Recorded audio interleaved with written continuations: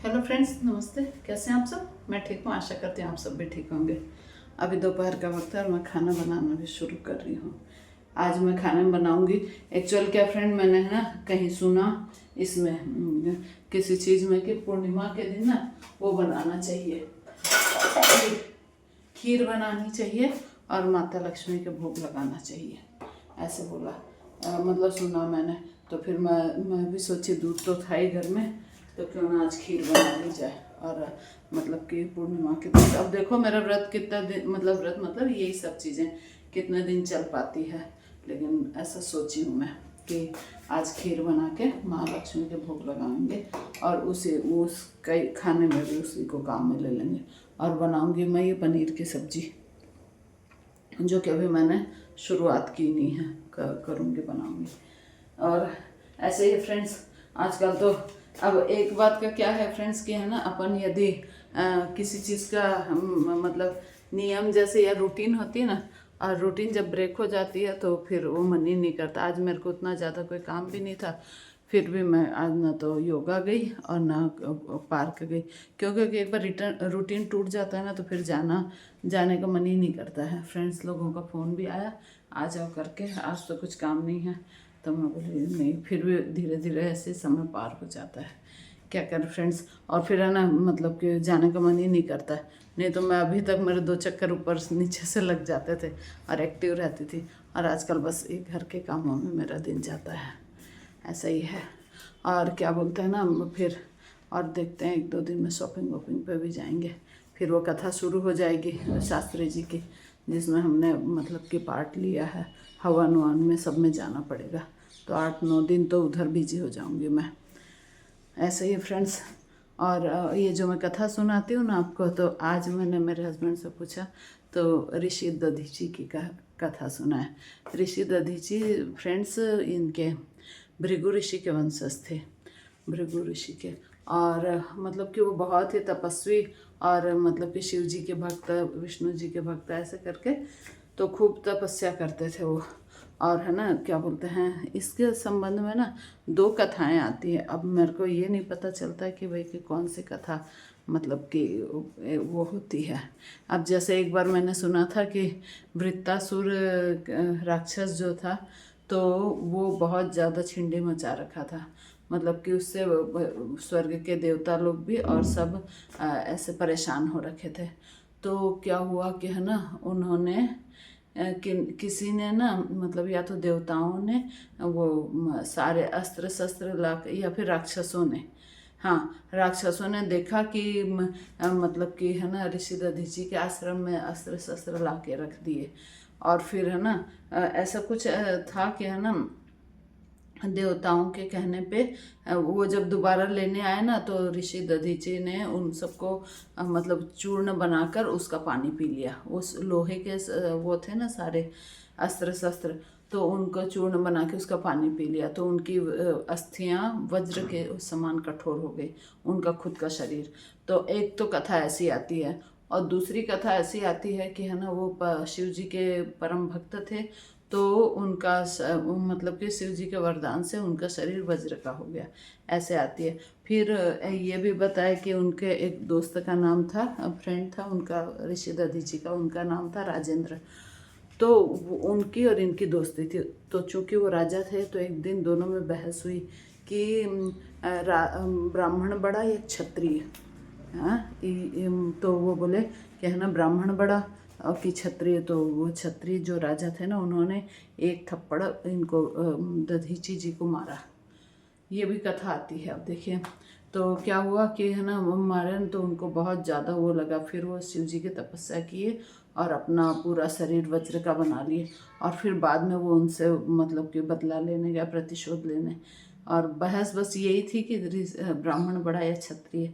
तो उन्होंने जाके द्वारपाल ने रोकने की कोशिश की, तो द्वारपाल को एक थप्पड़ मारा, तो उनका तो हाथ लोहे का था, उसके पूरे जबड़े उबड़े सारे मतलब कि वो ख़त्म हो गया। फिर जाके राजा को ऐसा दंडित किया और सारी प्रजा के सामने घसीटते हुए लेके आए और फिर उनसे अपना प्रतिशोध पूरा किया।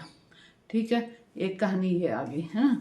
और दूसरी क्या, वृत्तासुर नामक एक राक्षस था।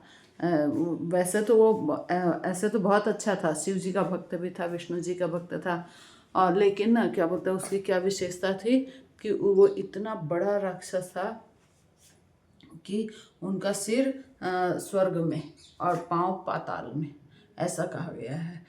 और फिर एक हाथ मतलब इतना दूर करें तो इन्होंने कहा कि एक हाथ कलकत्ता एयरपोर्ट को छुएगा, एक हाथ ऐसे ऐसे करके थोड़ा सा उसमें लहजे में सुनाए। बोले बहुत लंबे लंबे उनके हाथ और सिर स्वर्ग को छूता था और ये धरती को पैर, इतना लंबा चौड़ा राक्षस था वृत्तासुर। तो फिर है ना ये इंद्र जी को तो आप जानते ही हैं, वो बहुत जल्दी भयभीत हो जाते थे कि कहीं ये मेरे स्वर्ग का सिंहासन ही ना छीन ले। तो वो शिव जी के पास गया तो शिव जी बोले ये तो मेरा विष्णु जी का परम भक्त है, मैं इसको कैसे मार सकता हूँ। विष्णु जी के पास गए तो वो भी बोले हम कुछ नहीं कर सकते, नहीं मार सकते, क्योंकि ये भगवान का बहुत बड़ा भक्त था। तो क्या किया उन्होंने, बोले कि इसका कोई उपाय है क्या। तो फिर बोला हाँ उपाय है, एक ये कि है ना मतलब एक ऋषि हैं दधीची, उनकी शरीर की अस्थियां वज्र के समान हैं। तो उस अस्थियों से कोई हथियार, यदि औजार या हथियार बन जाए तो उससे इनकी मृत्यु हो सकती है। तो इंद्र और सारे भगवान सब गए है ना, और ऋषि दधीची के आश्रम में। तो दधीची उस समय संध्या कर रहे थे, तो उनको तो वह मतलब समझ गए थे कि देवता लोग क्यों आए हैं। और उनकी पत्नी का नाम था सुरवचला। तो वो अपनी पत्नी को बोले कि जाओ, मतलब कि है ना एक वो दिए कुछ बर्तन सा, बोले जाओ सर उसमें से नदी में से पानी भर के ले आओ। तो वो गई उसमें पानी भरने के लिए, और उस समय वो प्रेग्नेंट थी, मतलब सुरवचला। तो वो पानी लेने गई और पीछे से देवता लोग सब आ गए और उनसे गुहार लगाई कि हमको आपके अस्थियों का वज्र चाहिए। और विश्वकर्मा जी को भी साथ में लेकर आए थे देवता, तो उनको अपना काम कराना था। तो उन्होंने बोला दधीची को, तो दधीची ऋषि शहर से तैयार हो गए। और उन्होंने इसीलिए अपनी पत्नी को वहाँ भेजा था क्योंकि वो तो बहुत ही पतिव्रता स्त्री थी, और वो अपने सामने मतलब कि ये सब होने ही नहीं देती सामने, तो क्या। तो फिर है ना क्या बोलते हैं, वो जब गई हुई थी उसके पीछे से, तो उन्होंने मतलब योग से अपना शरीर का त्याग कर दिया और अपनी अस्थियाँ उनको दे दी। तो अस्थियाँ लेकर उसी समय विश्वकर्मा जी चूँकि आए हुए थे, तो उन्होंने फटाफट से उनका अस्थियों का एक वज्र बनाया। और फिर तो और वो वज्र बनाया, और वो जब जाने लगे तो उसी समय सुरवचला आ गई। और आकर उसने अपने पति का ये हाल देखा, मतलब कि वो तो मर गया था, बस मांस वांस के लोथड़े पड़े थे और हड्डियाँ का था, वो वज्र बना गए। तो उन्होंने बहुत ही उनको क्रोध आया और उन्होंने देवताओं को श्राप दिया, यहाँ तक कि विष्णु जी को भी। अब क्या श्राप दिया था ये कहानी कोई अलग होगी। तो फिर उस समय, और वह गर्भवती भी थी, तो फिर उन्होंने क्या किया कि हम अपने पति का वो सब समेटा और चिता में बैठ गई। तो उसी समय तत्काल और जलने के लिए, सती होने के लिए, तो उसी समय फ्रेंड्स वो हुई, आकाशवाणी हुई कि देवी तुम जिस मतलब कि ऐसा अनर्थ मत करो, जब गर्भवती होते हैं तो उसको सती होने की मतलब अनुमति नहीं है भगवान की तरफ से, और होना भी नहीं चाहिए। तो फिर उन्होंने क्या किया कि अच्छा मैं इस बच्चे के कारण नहीं हो सकती हूँ सती। तो उन्होंने क्या किया, मतलब ऐसे कथा में आता है कि अपने पेट पर प्रहार किया पत्थर से, तो उनके बच्चा मतलब कि वो हो गया है ना। और फिर उस बच्चे को वो लेकर गई और पीपल के वृक्ष के नीचे रख दिया, और फिर बस कि भाई इसका पालन पोषण आपको ही करना है इस टाइप से। और फिर आई और फिर अपने पति को वो सब लेके और सती हो गई। और फिर उधर जो वो पीपल के नीचे जो बच्चा रखा था मतलब, तो उनको कोई लोग तो बोलते हैं कि एक ब्राह्मण दंपति आए और उन बच्चे को लेकर गए अपने साथ।